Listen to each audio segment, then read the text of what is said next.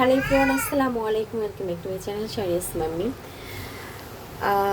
Actually আজকে একটা dressing table কেনা হলো, বাট এটা আমার কাঠের ফার্নিচার, আমার রুমে সব কিছু এ টু জেড, বাট ওইটার সাথে একটু ম্যাচিং করে ওই কালার বোর্ডেরই আর কি, বোর্ডের একটা ফার্নিচার, যেহেতু আমার রুমে কোনো স্পেস নাই।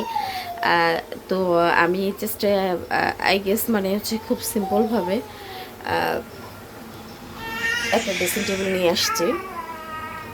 ইঞ্চি কোনো স্পেস নেই আমার বাসায়, তারপরেও আমার ড্রেসিং টেবিলটা খুব ইম্পর্টেন্ট ছিল, যেহেতু আমি ড্রেসিং টেবিল সেল করে দিয়েছি অ্যাজ ওয়েল। এখন আমি সিম্পল একটা নিয়ে আসছি নর্মালের মধ্যে।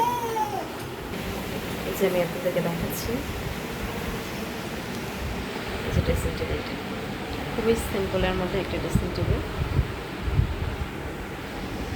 সো যেহেতু ইটস মাই ডেইলি ব্লগস, আমি ডে বাই ডে আমি আমার ব্লগসগুলো আপনাদের সাথে শেয়ার করি।